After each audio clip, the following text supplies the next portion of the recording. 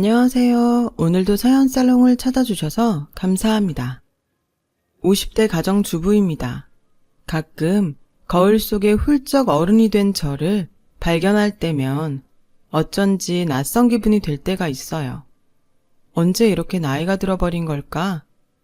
어른이 된 게 어느 날 갑자기도 아닌데 괜히 젊은 시절이 모두 흘러가 버린 것 같아 어딘가 모르게 서글퍼지더라고요.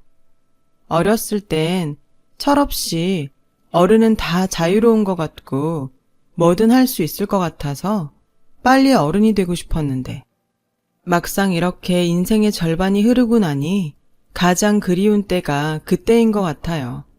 매일 아침 일찍 일어나 학교에 가고 선생님과 부모의 통제를 받으며 답답하다고 불평불만만 했는데 막상 어른이 되니 저 혼자만 잘하면 되는 것이 아니라 가족, 동료, 친척 등 주변을 챙겨야 하니 어른의 현실은 자유는 있지만 더 많은 의무 때문에 무엇도 자유롭게 할 수 없네요. 어른이 사는 게 고달프고 힘들 줄 알았으면 학교 다닐 때 마음껏 행복할걸. 행복은 늘 이렇게 한 발 늦게 지나고 나서야 깨닫는 것 같아요. 그땐 몰랐지만 지금은 너무 그리운 저의 어린 시절 이야기를 해보고 싶어서 이렇게 사연글을 적어봅니다. 제 어린 시절 이야기를 하려면 아무래도 저희 친정엄마 이야기를 먼저 해야 할 것 같아요. 저는 홀어머니 밑에서 자랐어요. 엄마는 22살에 남편을 사고로 잃고 당시 갓 태어난 저를 혼자 감당해야 했어요. 지금 생각해보면 당시 엄마의 나이는 세상을 다 알긴 너무나도 어린 나이였어요. 엄마는 남편도 없지만 친정도 없는 사람이라 어쩔 수 없이 시댁의 도움을 받아야 했어요. 아이를 키우고 살기 위해선 돈이 필요하니까요. 하지만 할머니는 저희 엄마가 당신의 아들을 죽게 했다는 망상에 사로잡혀 거의 매일 폭언과 폭행을 일삼던 사람이었어요. 다행인 건 어린 저에겐 당신의 아들 핏줄이라며 애지중지했다는 건데 그래서 전혀 몰랐어요. 엄마가 할머니 때문에 그렇게 매일 울며 지냈다는 것을요. 엄마는 그런 시간을 무려 8년을 버티셨어요. 제가 초등학교에 들어갈 즈음 엄마는 저를 데리고 방 하나, 부엌 하나가 딸린 월세방을 얻어 거의 도망치듯 할머니 집에서 나왔고 그 뒤 저는 초등학교를 무려 3번이나 전학을 가야 했어요. 살았던 월세집 계약이 2년인 것도 있었지만 한 곳에 오래 살면 할머니가 저희 모녀를 찾아올지도 모른다는 엄마의 걱정 때문이기도 했죠. 마지막 월세방 계약이 끝날 무렵엔 제가 초등학교 6학년이었어요. 진짜 이번엔 전학 가기 싫었는데 그때 어떻게 알고 왔는지 막내 꼬모가 제가 다니는 학교에 왔고 할머니가 1년 전에 돌아가셨다는 이야기를 듣게 되었어요. 엄마는 할머니가 돌아가셨다는 소식을 듣고 이제 더 이상 도망 다니지 않아도 된다고 안도하셨죠. 엄마와 할머니의 관계를 몰랐던 저는 나는 슬픈데 우리 엄마는 할머니가 죽은 게 저렇게 좋은가? 하며 엄마를 오해하기도 했어요. 그 뒤 몇 달 후 저희 엄마는 태어나 처음으로 내 집 장만을 하셨어요. 대단히 비싸지 않았던 작은 빌라였는데 집값의 절반도 넘는 대출금을 끌어안고도 집 장만의 기쁨에 엄마는 아빠의 사진을 꼭 끌어안고 펑펑 우셨어요. 그때 저희 엄마의 나이는 35이었어요. 이사 걱정이 없어진 엄마는 그 뒤로 매일 인생에 딱 2가지만 있는 사람처럼 매일 이 일 저 일 가리지 않고 돈을 버셨고 저에겐 그렇게 공부 잔소리를 퍼부으셨어요. 학원 갔다 왔어? 공부는 다 했어? 이번 시험에서 꼭 성적 올려야 된다. 행복은 성적순이 아니라고 했는데 그때 당시 저는 행복은 공부하는 시간에 반비례한다고 생각했어요. 그래서 저는 제가 세상에서 가장 불행하다고 생각했었죠. 당연히 공부만 강요하는 엄마와는 심리적으로 멀어져 갔고, 자기의 기대와 뜻에 제가 따라주지 않자 엄마의 짜증과 잔소리는 더 심해져만 갔어요. 너 나중에 어른 되면 어떡하려고 이렇게 놀기만 해? 엄마도 힘들어. 엄마가 이렇게 고생해서 키우는데 네가 좀 알아서 잘해야 하지 않겠어? 내가 언제 놀기만 해? 그리고 내가 엄마한테 나 때문에 고생하라고 했어? 왜 나한테 그래? 너 지금 엄마한테 그게 무슨 말버릇이야? 엄마가 너한테 뭐 그렇게 대단한 거 바래? 그냥 학생이 공부 좀 열심히 하라는 건데 뭐가 잘못됐어? 열심히 해. 근데 엄마가 바라는 건 열심히 하는 게 아니고 잘하는 거잖아. 해도 안 되는 걸 나보고 어쩌라고? 열심히 하는데 왜 안 돼? 네가 하기 싫다고 하는 척만 하니까 그렇지. 저는 엄마의 말에 억울하고 짜증나고 분했어요. 열심히 해도 안 된다는 말은 정말이었거든요. 저는 점점 엄마는 나에 대해서 관심도 없으면서 공부만 잘하길 바란다 라고 생각했고, 저는 두고 보자는 심정으로 정말 이를 악물고 공부만 했어요. 이해가 가지 않는 건 그냥 통으로 외워버리고 무조건 성적이 잘 나오면 된다는 생각에 별의 별짓을 다 했죠. 그 결과 성적은 오르기 시작했고 그제야 저희 엄마는 만족하는 얼굴이셨어요. 저는 그런 엄마의 모습을 보며 그러면 안 되는 거였는데 제 계획은 엄마가 바라는 대로 공부를 열심히 해서 성공을 하면 엄마가 잔뜩 기대하고 있을 때 엄마의 기대와 정반대로 하는 거였어요. 그래서 저희 청소년 시절 기억은 거의 없어요. 참 아이러니하게도 모든 행복을 포기하고 공부만 하며 재미없게 사는 저에게 학교 선생님과 엄마는 칭찬을 해주셨고 친구들은 저에게 다가오지 않았죠. 그렇게 대학 입시를 치렀어요.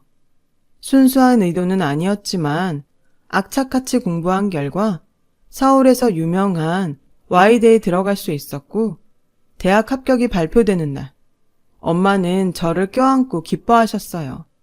하지만 저는 그런 엄마를 거부했고 이렇게 말했어요.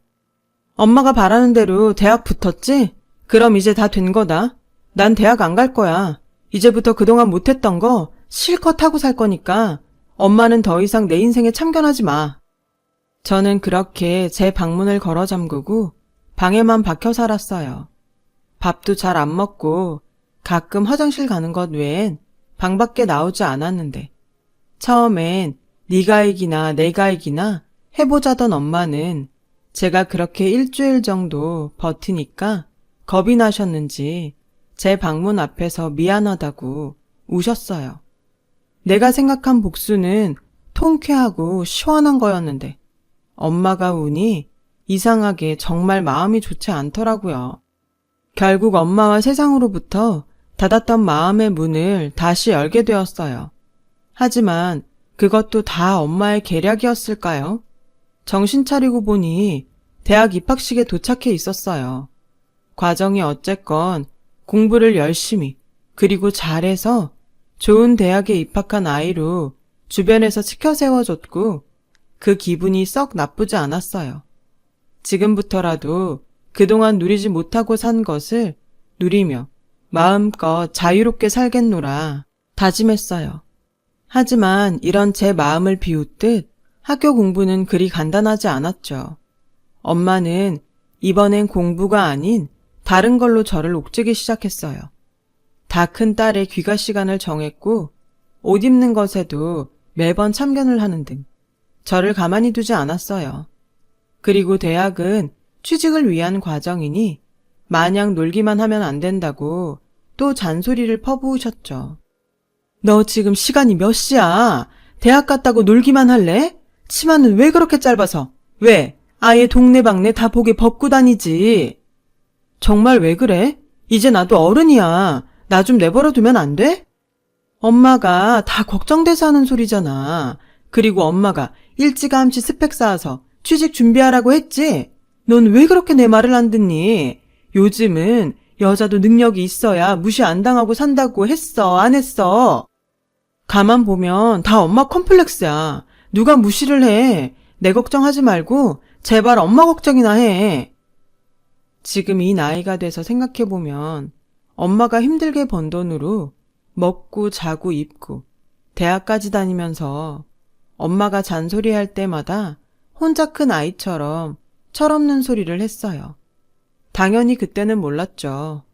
그저 지금 당장 듣는 잔소리가 싫었고 뭐든 저를 통제하려는 엄마의 날성 감시가 싫었으니까요. 그런 제가 엄마와 따로 살게 된 건 대학 졸업 후 취직을 하고 난 후부터였어요. 저는 무조건 독립을 하고 싶어서 월급을 받으면 거의 쓰지 않고 모았고 회사 근처 월세로 나온 작은 오피스텔을 얻을 수 있었어요. 월세로 내는 돈이 얼마나 아까운데 공짜로 먹여주고 재워주는 집 놔두고 이게 뭐야? 내가 알아서 할 수 있어. 나도 어른이고 내가 번 돈으로 살 수 있으니까 이제 간섭 좀 그만해. 엄마도 엄마 인생 살라니까. 치집애? 꼭 그렇게 말도 지 할머니처럼 정없이 해야 속이 시원하냐? 엄마는 저의 말에 서운하신 듯 집으로 돌아갔어요. 하지만 다음 날부터 언제 서운했냐는 듯 출근은 잘했는지, 밥은 먹었는지, 집에 반찬은 있는지 저를 계속 간섭하셨어요. 엄마의 그런 전화가 걸려올 때면 한쪽 귀로 듣고 대충 대답하며 한쪽 귀로 흘려보냈고 매일 처음으로 맛보는 온전한 자유와 독립에 푹 빠져 있었어요. 정말 지금 생각하면 희한할 정도로 엄마에 대해선 별 생각하지 않았고 매일 회사 다니며 그리고 혼자 사는 재미를 느끼며 집에는 거의 가지 않게 되었죠. 그런 와중에도 엄마는 거의 매일 전화에 집에는 언제 오냐고 물으셨어요. 그럴 때마다 바빠서 여유가 없다고 대답했고요. 저는 그때 당시 어차피 집에 가봤자 잔소리만 할 거면서 오라고 그런다고 생각했거든요. 회사에 들어간 지 3년이 되던 해, 거래처 회사의 인연으로 지금의 남편을 만나게 되었어요. 제가 만나는 사람이 생겼다고 엄마에게 말하자 그 뒤엔 엄마의 잔소리는 새로운 메뉴가 추가된 듯 업그레이드가 되는데 너 혼자 산다고 남자친구 막 집에 데려오면 안 된다. 엄마는 정말 지치지도 않아? 그만 좀 해. 내가 알아서 한다고. 나도 어른이잖아. 네가 암만 그래도 엄마 눈엔 애야. 아무튼 뭔가 좀 잘해. 여자 혼자 사는데 남자 들락날락하면 이상한 소문 돌아. 알았어? 이맘때쯤엔 엄마의 마음을 조금 알았어요. 하지만 제가 못된 딸이라 그런지 엄마의 마음을 알면서도 입에선 짜증 섞인 말들만 쏟아냈죠. 엄마는 내색하지 않으려고 했지만 제 말에 서운하다는 것을 느낄 수 있었어요. 하지만 그것과는 별개로 전처럼 마음 약해져서 엄마의 뜻에 따랐다가는 지금의 자유와 행복도 다시 뺏길 것 같았고 남편과 연애를 한 지 1년이 넘어가면서 그부터는 결혼을 선택하게 되었어요. 남편이 별론데 순전히 엄마에게 도망치기 위해서 한 선택은 아니었고 이 정도의 남자라면 결혼해도 좋겠다고 생각할 무렵 텔레파시가 통했는지 청혼을 받게 되었어요. 그렇게 양가 상견례의 날짜가 잡혔고 자주 통화해서 전혀 생각하지 못했는데 상견례장에서 오랜만에 만난 엄마의 모습은 제 기억 속의 모습과는 달리 조금 나이 든 모습이었어요. 엄마가 언제 저렇게 나이 들었지? 결혼을 앞두고 있어서일까요? 저는 엄마가 갑자기 측은해 보였고 상견례를 마치고 큰맘 먹고 엄마와 시간을 보내기로 결심했어요. 늘 지지고 볶고 살았으니 이번 기회에 모녀지간의 이야기도 좀 하고 서로 쌓인 감정도 좀 풀면 좋겠다고 생각했죠. 그런데 엄마는 너 결혼해도 일은 꼭 계속해라. 왜? 여자가 일도 안 하고 집에서 살림만 하면 노는 줄 알아. 그리고 비상금도 있어야 해. 괜히 돈 쓸 때 눈치 보이잖아. 엄마, 우리 그이 그런 사람 아니야. 그리고 나는 애기 낳으면 회사 그만두고 애기 키울 거야. 얘가 무슨 소리야. 여자가 들어 앉아서 애나 키우고 있으면 가꿀 시간도 없고 망가지는 거 한순간이야. 그럼 남자는 딴 생각할 수도 있어. 엄마는 결혼 앞둔 딸한테 할 말이 그거밖에 없어? 난 엄마랑 달라. 내 손으로 내 애 키울 거고 무조건 하고 싶은 대로 살게 해줄 거야. 내가 엄마랑 사는 동안 얼마나 지옥이었는 줄 알아? 나 갈 거야. 결국 제 의도와는 다르게 엄마와 싸우고 제가 혼자 사는 집으로 돌아왔어요. 엄마는 그 후 꽤 충격이 크셨는지 매일 걸던 전화도 하지 않으셨고 저는 신경이 쓰였지만 엄마와 저는 자석의 N극과 X극처럼 서로를 밀어내는 무언가 있는 게 틀림없다고 생각하게 되었어요. 서로에게 상처만 되는 거 일부러 연락하지 않았어요. 이후 저는 결혼 준비로 바빴고 결혼식 당일 아침이 되었어요. 그날따라 고운 한복을 입은 엄마를 보며 오늘만큼은 절대 싸우지 말자고 수십 번을 다짐했죠. 결혼식을 무사히 잘 치르고 신혼여행을 마치고 돌아온 날부터 전 이상한 기분이 들기 시작했어요. 늘 저희 엄마로부터 제가 다이어트 한다고 굶지는 않았는지 또 아픈데 미련하게 참고 있는지 항상 들어왔던 잔소리를 이번엔 시어머니에게 듣게 된 거였어요. 다만 차이가 있다면 시어머니는 저 말고 남편에 대한 이야기를 하신다는 거였죠. 민석이는 아침밥 먹고 출근했니? 아무리 피곤하고 바빠도 빵 같은 거 주지 말고 밥 줘라. 민석이가 환절기엔 꼭 감기에 걸려서 오래 앓는다. 미리미리 네가 좀 챙겨라. 제 걱정도 아닌 남편에 관한 걱정을 저를 통해서 하는 시어머니의 전화를 받을 때마다 은근 불편했어요. 마치 당신이 아들을 위해서 내내 하시던 일을 제가 모두 물려받길 바라는 것 같았거든요. 그런 상황이 연출되니 예전에 저에게 잔소리했던 엄마가 생각이 나더라고요. 하지만 오히려 걱정될 정도로 저희 엄마의 연락은 뚝 끊겼어요. 그렇게 저는 남들 다 해본다는 결혼 후 시댁과의 갈등, 남편과의 갈등을 겪으며 3살 터울에 딸과 아들이 태어났어요.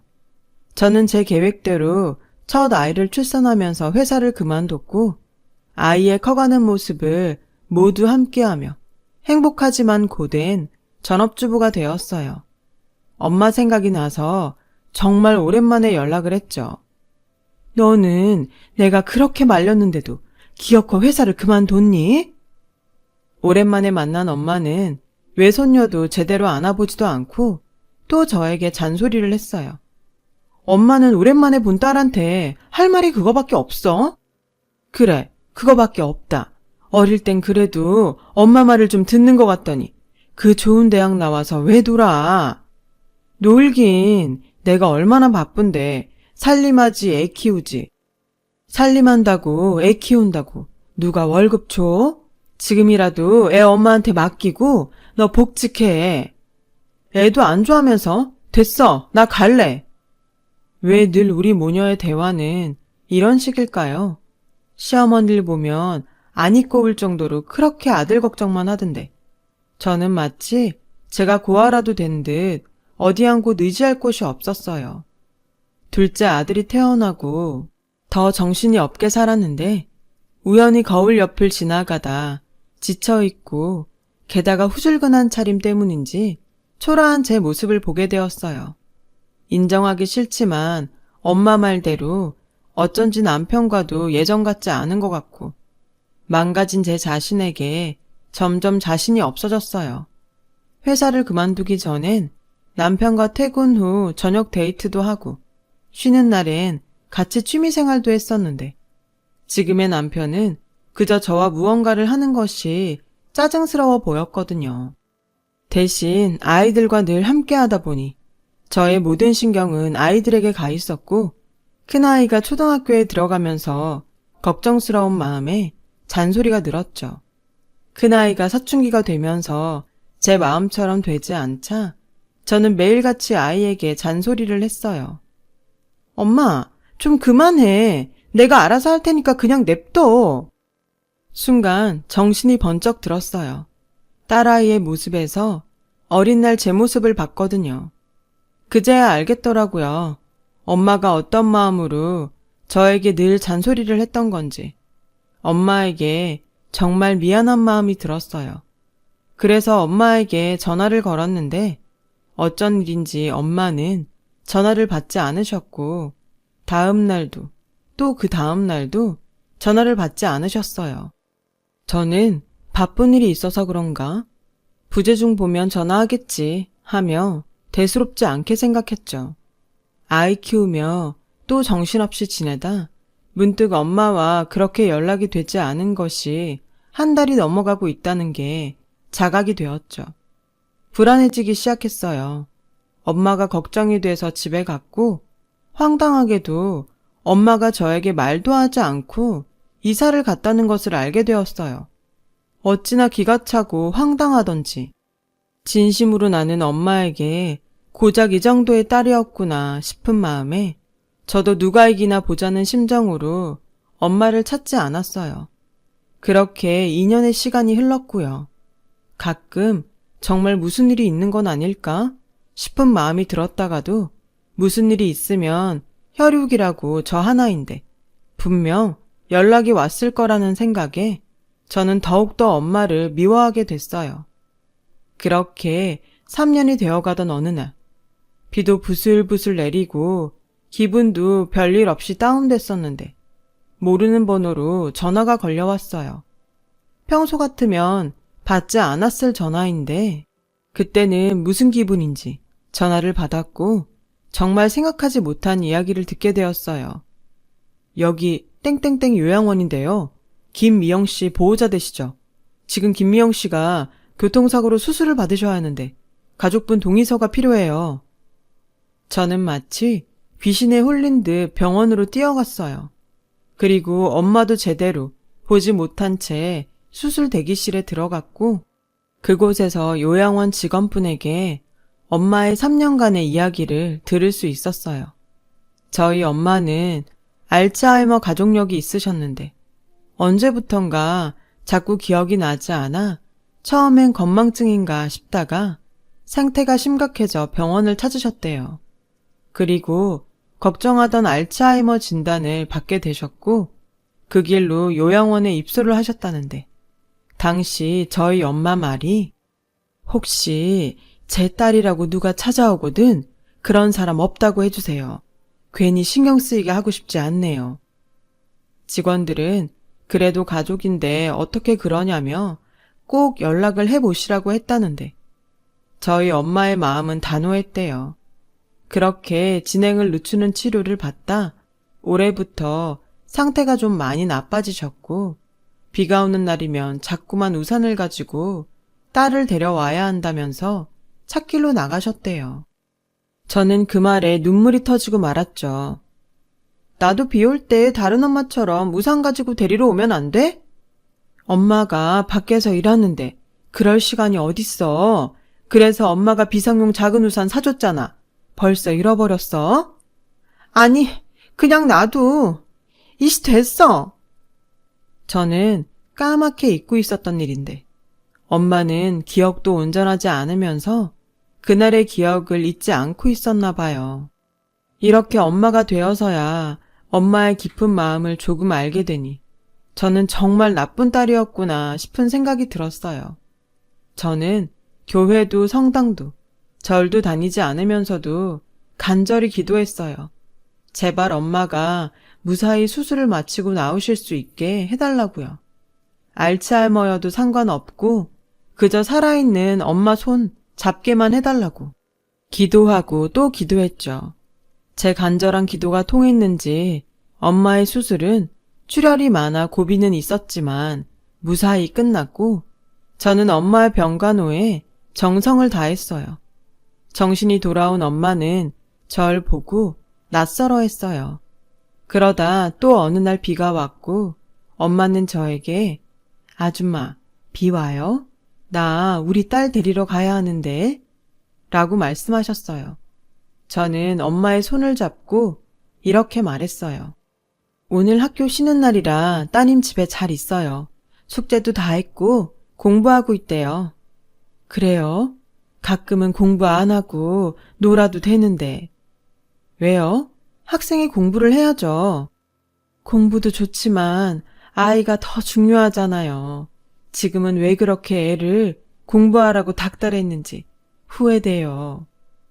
저는 그때 엄마의 진짜 마음을 알 수 있었어요. 지금부터라도 엄마와 잘 지내기로 다짐했죠. 이제는 내가 엄마의 보호자가 되기로요. 엄마의 알츠하이머 증상은 심해지는 날도, 그리고 언제 그랬냐는 듯 정신이 돌아오는 날도 있었는데요. 엄마가 병원에서 퇴원하던 날, 바닥이 미끄러워 삐끗할 뻔한 저에게 정신 차려. 그러다 넘어진다. 넌 하도 넘어져서 엄마가 걱정이야.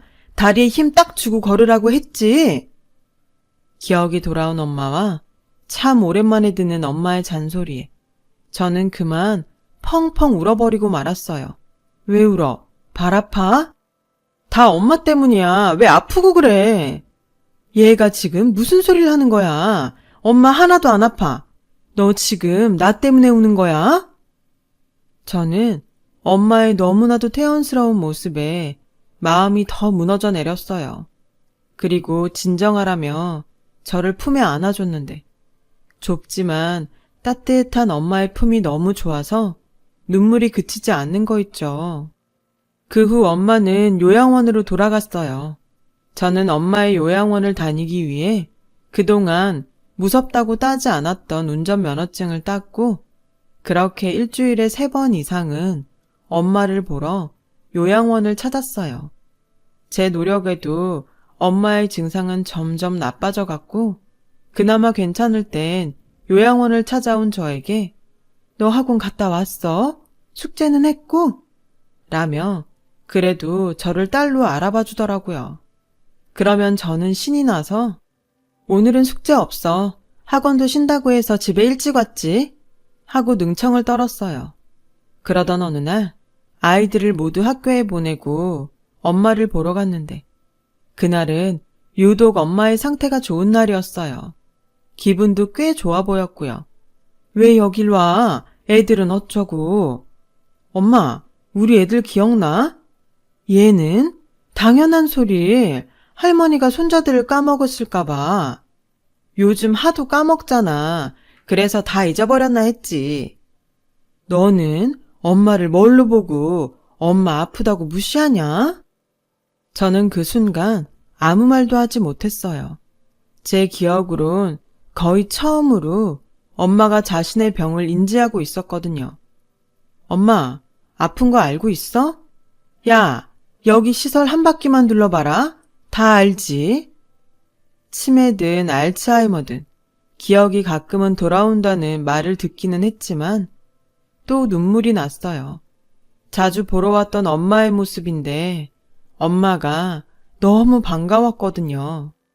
그날은 기억이 돌아온 엄마와 헤어지기 싫어 돌아가는 시간이 늦어졌는데 집에 돌아가려는 저에게 엄마는 편지 봉투 하나를 건네주셨어요. 은주야, 이거 가져가. 엄마는 까먹어도. 너는 꼭 기억해줬으면 좋겠어. 이게 뭐야?